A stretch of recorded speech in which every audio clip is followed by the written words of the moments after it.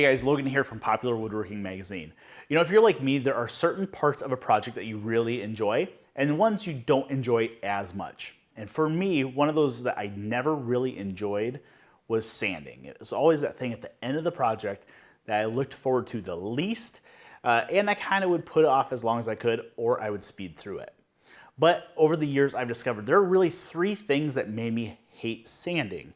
And I want to share those with you and hopefully improve your sanding experience in your shop. So the first thing I want to look at as you're sanding is, what are you sanding on? So we may have our project parts all ready. They're ready for sanding, assembly, and finishing. Most of us probably throw it right on our workbench and start sanding it here.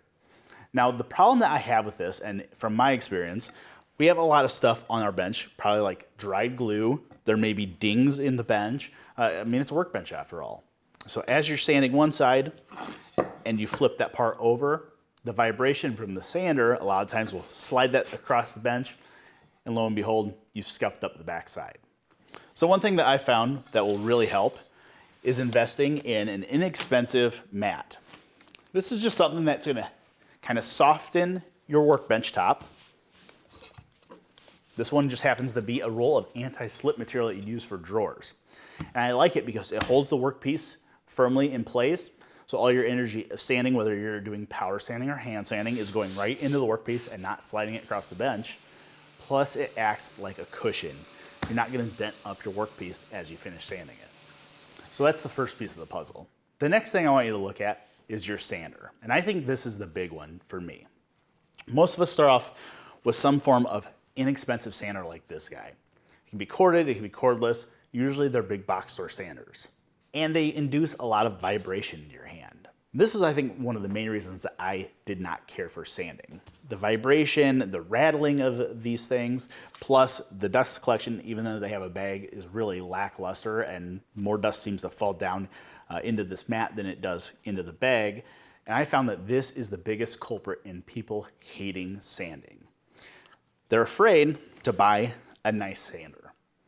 The nice sanders can be significantly more expensive, but if you think about it, in our shops, we've probably spent several $1,000s on other pieces of equipment.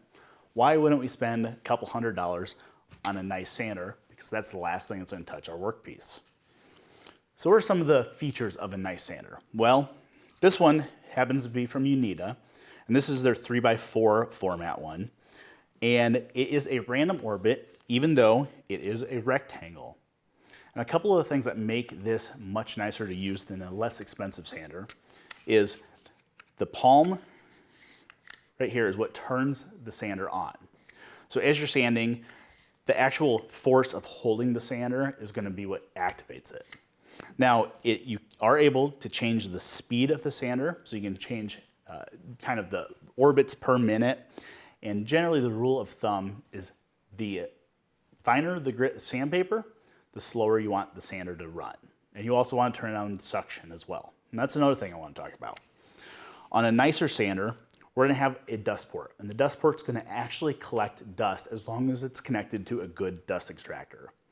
This one I have connected into a dust extractor that turns on as the sander's activated. So whenever I'm sanding, the dust extractor's on, and this dust extractor actually has a self-cleaning function. So as it's running, it'll stop for a couple seconds, pulse the filter so they don't get blocked with the fine sawdust, and then keep going.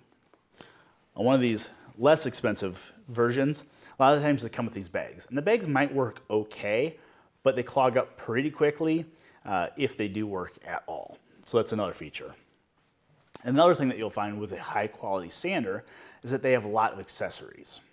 What I mean by that is we have the standard pad on here. This is great for flat work. It's extremely firm, it's hook and loop, it'll hold the sandpaper, but a higher quality sander like this Unita, you'll have the ability to buy different pads for it.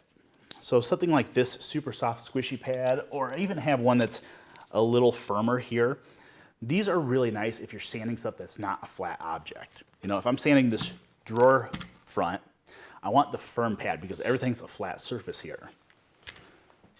But as soon as I bring in something like this cabriole leg, that firm pad doesn't really do me any favors.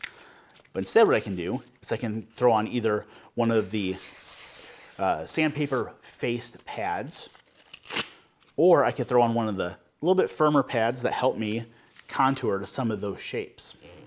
And this guy's even softer still, and that will really conform to whatever the work surface is. Now, of course, that's all usability. A high quality sander is also just going to be built better.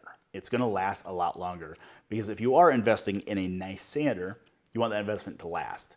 So buying a nicer sander is going to last significantly longer than a cheaper one. I can't tell you how many cheaper ones that I went through before I finally decided, you know what, I owe it to myself and my woodworking to buy a nicer sander. Now, the final thing I want you to look at in your sanding is your sandpaper. Now, this is the one that for a lot of people is hard to stomach because it's sandpaper. It's a consumable, right?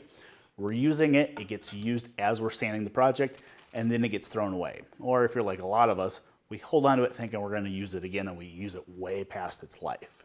But buying a good high quality sandpaper is really going to speed up your sanding. Using a good quality sandpaper with a good quality sander is going to reduce those pigtails that we often find, usually when we're applying a finish, and it's going to clog up a lot less. Now, somebody like Unita that offers both a sander and sandpaper will have standard sandpaper. This one is just a hook and loop back, so this guy sticks directly on to that stock pad. Or they also sell sponges, and these guys are great for not only sanding curves, but some of these ultra fine ones are really good for sanding finishes. Say you're spraying cabinet doors and you want to come back and sand that finish. These will kind of conform to some of those shapes and help achieve that. So the next time that you start sanding, take a look at your sanding setup. Grab yourself a good quality mat that's going to help cushion your part from your workbench. Look at picking up a nice sander, because I think you owe it to yourself to do that. And pair that with a good quality sandpaper. And I think you'll find that you may not enjoy sanding, but it's a whole lot less painful than it was before.